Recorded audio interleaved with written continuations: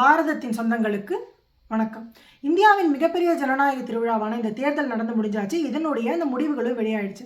இதை இருவேறு விதமாக பார்க்குறாங்க. இந்தி கூட்டணியை சேர்ந்தவங்க இது பாரதிய ஜனதா கட்சிக்கு கிடைச்ச ஒரு மிகப்பெரிய அடி, அவங்க சறுக்கிட்டாங்க அப்படின்னு சொல்கிறாங்க. அந்த அதர் ஹேண்ட் என்டிஏ கூட்டணியை சேர்ந்தவங்க நாங்கள் எதிர்பார்த்ததை விட கொஞ்சம் கம்மியாக தான் வந்திருக்கு. இருந்தாலும் மூன்றாவது முறையாக நம்மளுடைய நரேந்திர மோடி அவர்கள் தான் பாரத பிரதமராக போகிறாரு. 1962க்கு அப்புறமா மூன்றாவது முறை ஆட்சியை தக்க வச்சுக்கிட்ட ஒரே கட்சி இல்லைன்னா ஒரே கூட்டணி என்டிஏ தான் அப்படிங்கிற மாதிரி அது ஒரு பெருமையாக தான் பார்க்குறாங்க.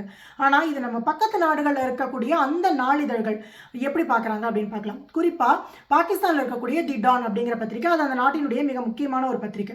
அவங்களுடைய தலையங்கத்தை பார்த்தீங்கன்னாலே India defeats hate, Modi left at the mercy of Muslim friendly allies. அதாவது இந்தியா வெறுப்பு ஹேட்டுக்கு எதிராக ஓட்டு போட்டிருக்காங்க இந்திய மக்கள் அப்படின்னு சொல்லியிருக்காங்க. ஆனால் இதே 5 மாதங்கள் முன்னாடி பாகிஸ்தான்லேயும் ஒரு எலெக்ஷன் நடந்தது. அவங்க நாட்டில் ஜனநாயகத்தை அவங்க எவ்வளோ காப்பாற்றினாங்க அப்படின்னு பார்த்தோம்.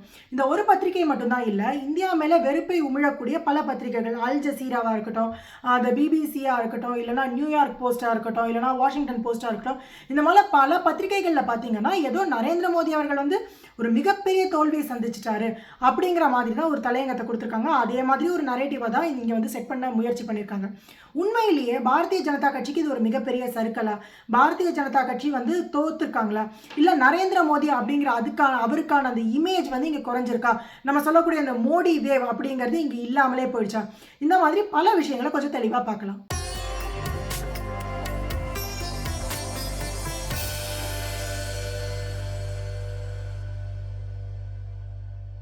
இந்தியா முழுக்கவே 3வது முறை நரேந்திர மோடி அவர்கள் தான் பிரதமர் அப்படின்னு சொல்லி நடத்தப்பட்ட தேர்தல் தான் இது.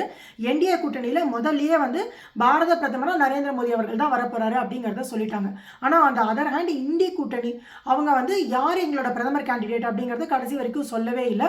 நாங்கள் அப்புறமா முடிவு பண்ணுவோம் அப்படின்னு தான் சொன்னாங்க. ஸோ இந்த தேர்தல் அப்படின்னு பார்த்தீங்கன்னா நரேந்திர மோடி அவர்களுக்கும் இந்திய கூட்டணியில் ஒரு முகம் தெரியாத ஒரு பிரதமர் வேட்பாளருக்கும் நடந்த தேர்தலாக தான் பார்க்க முடியும். இந்தியா முழுக்கவே பல இடங்களில் இது பார்க்கப்பட்டாலும் தமிழ்நாட்டை கொஞ்சம் உற்று கவனிக்கிற நிலைமையில இருந்தது.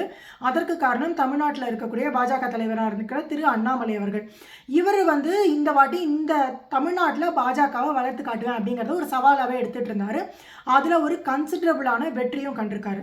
இப்போ தமிழ்நாட்டிலேருந்து ஒரு எம்பி கூட இல்லையே, 40க்கு 40மே திமுக ஜெயிச்சிட்டாங்களே அப்படின்னு பார்த்தா இது பல தொண்டர்களுக்கு நான் பேசும்போது பல பாஜகவுக்கு வாலண்டியராக ஒர்க் பண்ணவங்க அவங்க எல்லாருக்கிட்டையுமே ஒரு சின்ன சுணக்கம் தெரிஞ்சது. என்னங்க ஒரு சீட்டு கூட நம்ம ஜெயிக்க முடியலையேன்னு. ஆனால் கிரவுண்ட் லெவலில் ஸ்டாட்டிஸ்டிக்ஸ் அப்படின்னு பார்த்தீங்கன்னா பாரதிய ஜனதா கட்சி நேஷனல் லெவல்லையும் சரி தமிழ்நாடு லெவல்லையும் சரி ரொம்ப நல்லாவே பெர்ஃபார்ம் பண்ணியிருக்காங்க. ஒரு சீட்டு கூட ஜெயிக்க முடியாமல் போயிருக்கலாம். ஆனால் 14 இடங்களில் பாரதிய ஜனதா கட்சி 2வது இடத்தை பிடிச்சிருக்காங்க. அதுலேயும் குறிப்பாக பார்த்தீங்கன்னா இவங்க போட்டியிட்டதே மொத்தம் 23 இடங்கள் தான். அந்த 23 இடங்களில் 16 இடத்துல நம்மளுடைய பாரதிய ஜனதா கட்சி வேட்பாளர்கள் அவங்க 2வது இடத்துல வந்திருக்காங்க. 3வது இடத்துக்கு தமிழ்நாட்டை பலமுறை ஆண்ட கட்சியாக இருக்கக்கூடிய அஇஅதிமுக தள்ளப்பட்டிருக்கு.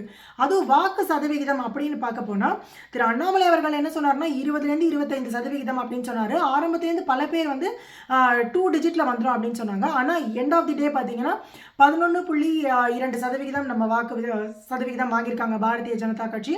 ஆனால் ஏற்கனவே 3% வாங்கின கட்சி, 5% வாங்கின கட்சி, நோட்டாவோட போட்டி போடுற கட்சி அப்படிலாம் சொல்லிட்டு இருந்த இடத்துல இவங்க கிட்டத்தட்ட 11.2 அப்படிங்கிறது ஒரு கன்சிடரபிளான க்ரோத்து. ஒரு 4 மடங்கு அப்படிங்கிறது ஒரு பெரிய க்ரோத்தாக தான் நம்ம பார்க்கணும்.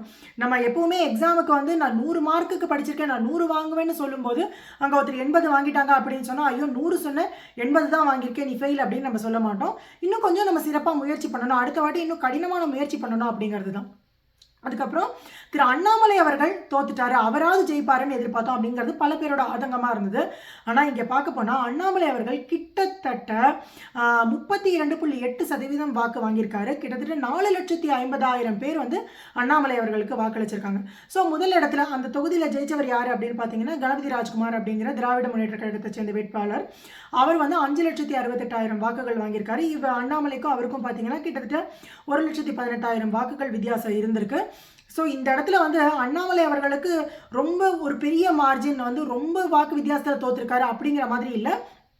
மக்கள் கிட்டத்தட்ட 4,50,000 மக்கள் திரு அண்ணாமலை அவர்கள் வரணும் அப்படின்னு நம்ம வாக்களிச்சிருக்காங்க. ஸோ இந்த கொங்கு மண்டலம் அப்படின்னு பார்க்க போனால 2 கட்சிகள், ஒன்று அஇஅதிமுக, 2வது நம்ம பாஜக. ஸோ இந்த 2 கட்சிகள் அப்படின்னு பார்க்கும்போது இங்கே அண்ணாமலை அவர்கள் 4,50,000 வாக்குகள் வாங்குறாங்க. அஇஅதிமுகவில் வந்து போட்டியிட்ட திரு சிங்கை ராமச்சந்திரன் அவர்கள் வந்து 2,30,000 வாக்கு, கிட்டத்தட்ட அண்ணாமலை அவர்களை விட கிட்டத்தட்ட 2 லட்சம் வாக்குகள் கம்மியாக தான் வாங்கியிருக்காரு. ஸோ இந்த இடத்துல வந்து அண்ணாமலை அவர்களுக்கான அந்த வாக்கு அப்படிங்கிறத வந்து அவர் அந்த இடத்துலையும் ப்ரூவ் பண்ணியிருக்காரு. இதற்கு மேலே அண்ணாமலை அவர்களுக்கு வந்து தேவையில்லாத ஒரு ஹைப்பை கொடுக்குறாங்க அப்படின்னு சொல்லி பல பேரோட கருத்தாக இருந்தது. அதில் என்ன அப்படின்னா, இது கற்றோருக்கு சென்ற இடமெல்லாம் சிறப்பு அப்படிங்கிற மாதிரி இவராக போய் நேஷனல் மீடியாவை தேடி போகிறேன் அப்படின்னு போல பல நேஷனல் மீடியா இப்படி ஒரு யங்கான எனர்ஜெட்டிக்கான படித்த இளைஞர் வந்து அரசியலுக்கு வந்திருக்காரு, மிக சிறப்பாக செயல்படுறாரு அப்படிங்கிறத பார்த்து இந்த எண்மண் எண் மக்கள் யாத்திரை இதனுடைய அந்த தாக்கத்தை புரிஞ்சுக்கிட்டு அவங்களா தான் பேட்டி எடுக்க வந்தாங்களே தவிர்த்து இங்கே வந்து பொதுவாக மீடியாவில் என்ன சொல்லுவாங்க அப்படின்னா, பல பேர் வந்து படித்தவங்க அரசியலுக்கு வரணும், நல்ல இளைஞர்கள் அரசியலுக்கு வரணும் அப்படின்னு சொல்லுவாங்க. ஆனால் அந்த மாதிரி ஒரு இளைஞராக அண்ணாமலை அவர்கள் வரும்போது அதை ஏற்றுக்கிறதுக்கு இவங்களுக்குலாம் என்ன பிரச்சனை இருக்குது அப்படின்னு தெரியல. அண்ணாமலை அவர்களுக்கு வந்து அவ்வளோ கடுமையான விமர்சனங்கள். இந்த இடத்துல ஒரு சின்ன செட்பேக் வந்திருக்கு. ஆனால் நேற்று அண்ணாமலை அவர்கள் கொடுத்துருந்த பேட்டிலே என்ன சொல்லியிருக்காரு அப்படின்னா, ஸோ நாங்கள் பண்ண தவறுகளை வந்து என்ன அப்படிங்கிறது சரி பார்த்து சீர்தூக்கி பார்த்து இன்னும் சிறப்பாக செயல்படுவோம் அப்படிங்கிற மாதிரி தான் சொல்லியிருக்காரு. அந்த மாதிரி அது ஸ்போர்ட்டிவாக எடுத்துக்கக்கூடிய ஒரு தலைவர் தான் திரு அண்ணாமலை அவர்கள். அதுவும் வயதும் பார்த்தீங்கன்னா அவருக்கு வந்து இப்போ தான் 40 ஆக போகுது. He has a very long and bright political career. அதை பற்றின டவுட்டு யாருக்குமே இல்லை. ஓவரால் பாரதிய ஜனதா கட்சியோட பர்ஃபார்மன்ஸ் அப்படின்னு பார்த்தா போன வாட்டி விட இந்த வாட்டி கம்மியாக வாங்கிட்டாங்க, மக்கள் அவங்கள ரிஜெக்ட் பண்ணிட்டாங்க அப்படிங்கிறது தான் பார்த்தீங்கன்னா இங்கே so called liberals, so called left journalist இவங்க எல்லாரோடைய ஒரு ரொம்ப சந்தோஷத்துக்குரிய விஷயமா இருக்குது. ஆனால் பர்ஃபார்மன்ஸ் அப்படின்னு பார்த்தா போன வாட்டி 303 இடங்களில் பாரதிய ஜனதா கட்சி தனிப்பட்ட முறையில் ஜெயிச்சிருந்தாங்க. இந்த வாட்டி 240 இடங்களில் தான் ஜெயிச்சிருக்காங்க. ஆனால் அதே இதில் இந்திய கூட்டணி அப்படின்னு பார்த்தீங்கன்னா கிட்டத்தட்ட 30, 32, 36 கட்சிகள் இருக்காங்க போல. அதில் அத்தனை கட்சிகள் சேர்ந்து அவங்க 232 இடத்தை ஜெயிச்சிருக்காங்க. பாரதிய ஜனதா கட்சி தனி ஒரு கட்சியாகவே 240 இடங்களை ஜெயிச்சிருக்காங்க. அவங்க வந்து என்டிஏ அப்படின்னு சொல்லக்கூடிய அந்த கூட்டணியாக சேர்ந்து 296 இடங்கள் வெல் அபவ் தி மெஜாரிட்டியே ஜெயிச்சிருக்காங்க. ஸோ அவங்களுக்கு இந்த போன வாட்டி 303, இந்த வாட்டி 240, இந்த ஒரு 63 இடங்கள் இது எங்கே போயிருக்கு அப்படின்னு பார்த்தீங்கன்னா, ஒன்று உத்தரப்பிரதேசம், ரெண்டாவது வந்து மகாராஷ்டிரா. இந்த 2 இடங்கள்ல தான் ஒரு பெரிய லாஸ். கர்நாடகாவில் கூட கொஞ்சம் கம்மியாக இருக்காங்க. போன வாட்டி 25, இந்த வாட்டி 19னா கூட இதெல்லாம் சின்ன சின்ன லாஸ் தான். உத்தரப்பிரதேசத்தில் ஒரு மெயினான லாஸ் நடந்திருக்கு. இதற்கு காரணம் பல பொலிட்டிக்கல் ஸ்ட்ராட்டஜிஸ்ட் ஏற்கனவே சொல்லியிருக்காங்க, அந்த அனலிஸ்ட் எல்லாம் சொல்லியிருக்காங்க. என்னன்னா அங்கே எதிர்கட்சியினுடைய அந்த கூட்டணி அந்த கேஸ்ட் பேஸ்டு ஓட்டிங் அப்படிங்கிறது வந்து அதிகபட்சமாக போயிட்டதுனால இங்கே வந்து எதிர்பாராத லாஸ் வந்து பாரதிய ஜனதாக்கு வந்துருச்சு. அங்கே 80ல் 70 வரைக்கும் பாரதிய ஜனதா கட்சி வந்துருவாங்கன்னு எதிர்பார்த்த நேரத்தில் இந்த வாட்டி அவங்களுக்கு 33 இடங்கள் தான் கிடச்சிருக்கு. ஸோ அந்த இடத்துலையே பார்த்தீங்கன்னா ஒரு பெரிய சங்க் ஆஃப் சீட்ஸ் வந்து போயிடுச்சு. இரண்டாவது ஸ்டேட் அப்படின்னு பார்த்தீங்கன்னா மகாராஷ்டிரா. அங்கேயும் பிரச்சனை என்ன அப்படின்னா கூட்டணி தான். அங்கே வந்து சிவசேனா உடைஞ்சது, இதற்கப்புறம் இந்த அஜித் பவார் இந்த மாதிரியான குழப்பங்கள்னால அங்கேயும் ஒரு கன்சிடரபிள் லாஸ் வந்து வந்திருக்கு. ஆனால் இதை தாண்டி மற்ற எல்லா இடங்கள்லையுமே உதாரணத்துக்கு பார்த்தீங்கன்னா மத்திய பிரதேஷ்லலாம் வந்து ஃபுல் ஸ்வீப். குஜராத்தில் எப்பவும் போல் ஒரே ஒரு இடம் தவிர்த்து மற்ற இடங்கள்லாம் அவங்க ஜெயிச்சிட்டாங்க. உத்தரகாண்ட் மற்ற இடங்கள் எல்லாத்துலேயுமே பார்த்தீங்கன்னா பாரதிய ஜனதா கட்சி again has performed very well. டெல்லியில் 7க்கு 7 எடுத்திருக்காங்க. இதை தாண்டி சவுத்தில் 14 இடங்களில் புதுசாக அவங்க வந்து ஜெயிச்சிருக்காங்க. குறிப்பாக கேரளாவில் முதல் வாட்டியாக ஒரு பாஜக எம்பி ஜெயிச்சிருக்காரு, சுரேஷ் கோபி அவர்கள். இது வரைக்கும் அந்த இடத்துலேருந்து ஒரு எம்பி கூட இல்லாத இடத்துல ஜெயிச்சிருக்காரு. அதே மாதிரி ராஜீவ் சந்திரசேகர் இன்னும் 3 கேண்டிடேட்டும் பார்த்தீங்கன்னா ரொம்ப க்ளோஸ் ஃபைட்டு கொடுத்துருக்காங்க. அவங்களுக்கும் வெற்றி பெற்ற அந்த கேண்டிடேட்டுக்குமான வித்தியாசம் அப்படிங்கிறது பார்த்தீங்கன்னா ரொம்பவே கம்மியாக இருந்திருக்கு. தமிழ்நாட்டிலையுமே நான் ஏற்கனவே சொன்னது மாதிரி 14 இடங்களில் 2வது இடத்துல பாரதிய ஜனதா கட்சி வந்திருக்காங்க. இது வரைக்கும் பல முறை தமிழ்நாட்டை ஆண்ட அஇஅதிமுக பல இடங்களில் 3வது இடத்துக்கு போயிருக்காங்க. இன்னும் சொல்லப்போனால் பல இடங்கள் ஐ திங்க் 7லேருந்து 8 இடங்களில் அஇஅதிமுக டெபாசிட்டை கூட எழுந்திருக்காங்க அப்படின்னு நான் பார்த்தேன். ஸோ தமிழ்நாட்டிலையும் வளர்ந்துருக்காங்க. அதே மாதிரி ஆந்திர பிரதேஷ்லையும் பார்த்தீங்கன்னா தெலுங்கு தேசம் பார்ட்டியோட சேர்ந்து அவங்க வந்து ஒரு நல்ல க்ரோத் ஆந்திர பிரதேஷ்லையும் காமிச்சிருக்காங்க. ஸோ இந்த சவுத்தில் அப்படின்னு பார்க்கும்போது சவுத்து தனி, இங்கே வந்து பாரதிய ஜனதா கட்சிக்கு ஒரு பெரிய ஹோல்டே இல்லை அப்படிங்கிற இடத்துல ஒரு ஸ்ட்ராங்கான பேஸை உருவாக்கியிருக்காங்க. அடுத்தடுத்த தேர்தல்களில் இது இன்னுமே ஒரு நல்ல ரிசல்ட்டை கொடுக்கும்.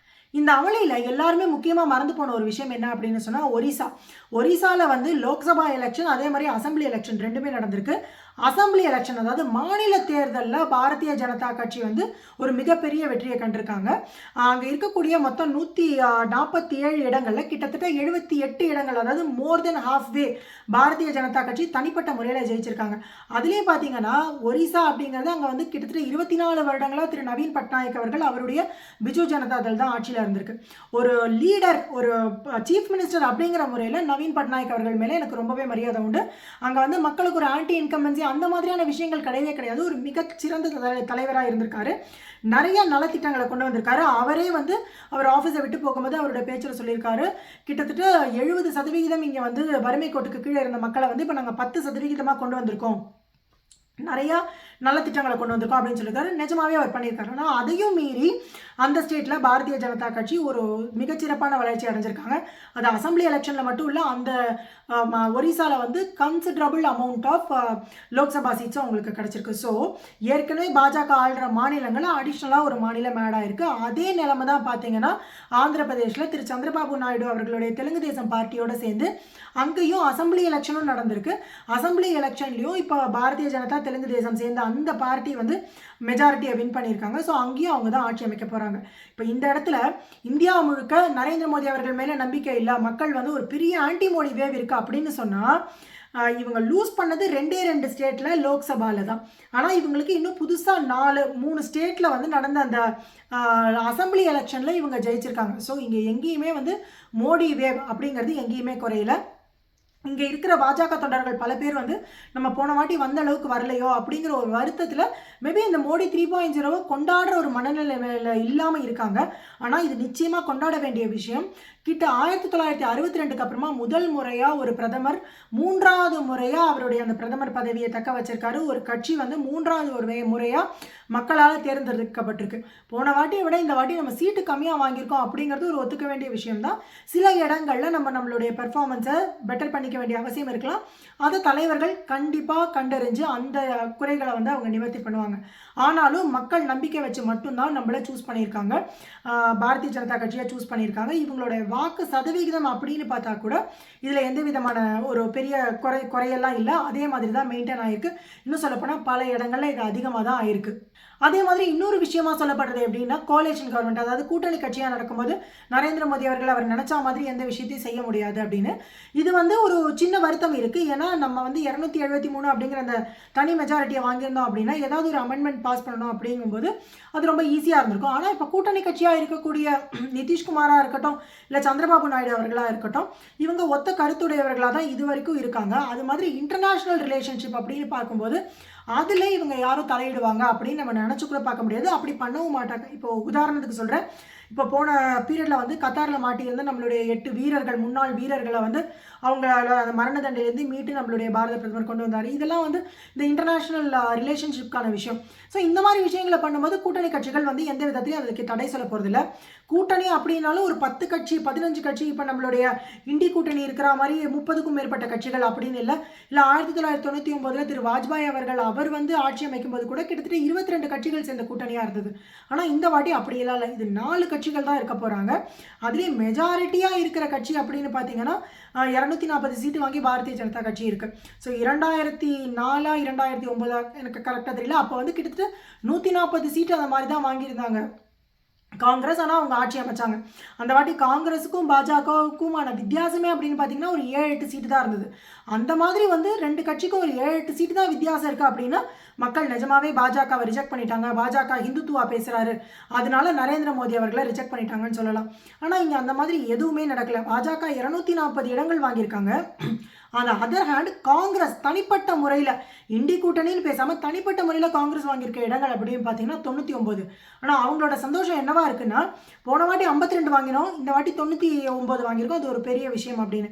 ஆனால் இந்தியாவை பலமுறை ஆண்ட கட்சி 534 சீட்டில் 100 சீட்டை கூட தாண்ட முடியல, 1/5 கூட வர முடியல, 99 சீட்டில் மொத்தமாக முடங்கி போயிட்டாங்க. பட் அவங்களுக்கு அதில் சந்தோஷப்படுறதுக்கோ கொண்டாடுறதுக்கோ என்ன இருக்குது அப்படின்னு தெரியல. அதே மாதிரி அந்த லெஃப்ட் லிபரல்ஸ் ஆர் இந்த அர்பன் நக்சல்ஸ் இவங்கெல்லாம் பார்த்தீங்கன்னா அதுவும் 2 நாட்களாக அந்த ட்விட்டர் ஃபேஸ்புக் எல்லாத்துலேயுமே பார்த்தீங்கன்னா ஜனநாயகம் ஜெயிச்சிடுச்சு, மக்கள் வந்து ஃபேசிசம்க்கு எதிராக ஓட்டு போட்டுட்டாங்க, மக்கள் வைஸாக சூஸ் பண்ணிட்டாங்க அப்படின்னு சொல்லி ஒரே கொக்கரிச்சிட்டு இருக்காங்க. அவங்களுக்கும் அதில் சந்தோஷப்படுறதுக்கு என்ன வந்து இருக்குது அப்படின்னே தெரியல. திரும்பவும் பாரத பிரதமர் நரேந்திர மோடி அவர்கள் தான் வரப்போகிறாரு.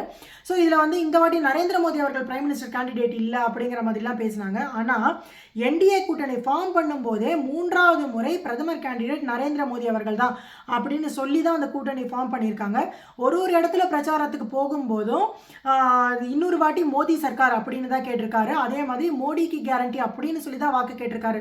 இங்கே இண்டி கூட்டணி மாதிரி எங்களுடைய பிரதமர் யாராக வேணா இருக்கலாம், அதை நாங்கள் 4ஆம் தேதி முடிவு பண்ணுவோம், 5ஆம் தேதி முடிவு பண்ணுவோம், ஜெயிச்சா முடிவு பண்ணுவோம், மெஜாரிட்டி வந்தால் முடிவு பண்ணுவோம், இந்த மாதிரி அந்த கன்ஃபியூஷன்ஸ்க்குலாம் இடமே இல்லை. இது நரேந்திர மோடி அவர்கள் திரும்ப இந்தியாவினுடைய பிரதமர் ஆகணுமா வேணாமா அப்படிங்கிறதுக்காக நடந்த தேர்தல் தான். இதில் மக்களினுடைய சாய்ஸ் மேபி கொஞ்சம் போன வாட்டி மாதிரி மெஜாரிட்டிக்கு வராமல் இருந்திருக்கலாம். ஆனால் மக்களினுடைய பெரும்பான்மை மக்களினுடைய சாய்ஸ் என்ன அப்படின்னா இன்னொரு வாட்டி பாரதத்துக்கு நரேந்திர மோடி அவர்கள் தான் பிரதம மந்திரியாக வரணும் அப்படிங்கிறது ரொம்ப தெளிவாகவே சொல்லியிருக்காங்க. இது நிஜமாவே பாஜக காரங்களும் சரி, நாட்டை விரும்புகிறவங்களும் சரி, நேஷனலிஸ்ட், சனாதனிஸ், நீங்கள் உங்களை எப்படி வேணால் சொல்லிக்கோங்க, இது எல்லாருக்குமே கொண்டாட வேண்டிய ஒரு தருணம் தான். இது நம்ம நிச்சயமாக கொண்டாடணும். ஏன்னா வரலாற்றில் 62க்கு அப்புறமா இப்போ தான் இப்படி ஒரு சம்பவம் நடந்திருக்கு. அதே மாதிரி உலக தலைவர்கள் பல பேரும் வந்து இதுக்கு வாழ்த்து சொல்லியிருக்காங்க, கொண்டாடி இருக்காங்க. இதில் வருத்தப்படுறது யார் அப்படின்னு பார்த்தீங்கன்னா நமக்கு தெரியும், பாகிஸ்தானில் தி டான் பத்திரிகையாக இருக்கட்டும், இல்லை இங்கே சைனாவில் இருக்கக்கூடிய குளோபல் டைம்ஸாக இருக்கட்டும், அல் ஜசீராவாக இருக்கட்டும், த நியூஸ் மினிட்டாக இருக்கட்டும், பிபிசியாக இருக்கட்டும், இல்லை வாஷிங்டன் போஸ்ட்டாக இருக்கட்டும், இவங்களுடைய அஜெண்டாவே என்னவாக இருந்தது அப்படின்னா பன்முனை தாக்குதல். அது வந்து சோஷியல் மீடியாலேயும் நரேட்டிவ்ஸ், ஏஐ, அந்த மாதிரி துருவிராத்தி மாதிரி ஆட்கள், இந்த மாதிரி வச்சு பல முனை தாக்குதல் நடத்தி பார்த்தாங்க. இத்தனை தாக்குதலையும் மீறி நரேந்திர மோடி அவர்கள் வந்துட்டாங்க அப்படிங்கிறத வந்து அவங்களால ஏற்றுக்கவே முடியல. இருந்தாலும் இப்போ புதுசாக ஒரு நரேட்டிவ் செட் பண்ண ட்ரை பண்ணுறாங்க. இப்போ மெஜாரிட்டியோட வரல, நரேந்திர மோடி அவர்களால் செயல்பட முடியாது அப்படின்னு நிச்சயமாக நம்பலாம். நம்மளுடைய பாரத பிரதமர் கண்ட அதை கனவு, அந்த விக்சித் பாரத் 2047 2047 வளர்ந்த பாரதம் அப்படிங்கிற கனவை நோக்கி தான் ஒரு நாளும் நம்மளுடைய பாரத பிரதமர் நம்மளை வழி நடத்தி செல்வார். அதை வந்து எந்த விதத்திலையும் யாராலையும் தடுக்க முடியாது. இந்த மறைஞ்சிருக்கிற எத்தனையோ சக்திகள் வந்து நம்மளை சபடேஜ் பண்ண முயற்சி பண்ணாலும் இது எதுவுமே நடக்க போகிறது கிடையாது. நம்மளுடைய பாரத பிரதமர் அவர்கள் 3வது வாட்டியும் நரேந்திர மோடி அவர்கள் நம்ம நாட்டை இன்னும் ஒரு அதிகமான வளர்ச்சியும் இன்னும் உலக அரங்கில் ஒரு மிகச்சிறந்த மதிப்பையும் நம்ம நாட்டுக்கு கொண்டு வர போகிறாருங்கிறதுல எந்தவித ஐயப்பாடும் நம்ம யாருக்குமே இருக்க வேண்டாம். இந்த காணொலி பற்றின உங்களுடைய கருத்துக்களை கமெண்ட்ஸில் சொல்லுங்கள். ஆக்கப்பூர்வமான விஷயங்களை பேசி நல்ல மாற்றங்களை கொண்டு வருவோம். நன்றி, வணக்கம், ஜெய்ஹிந்த்.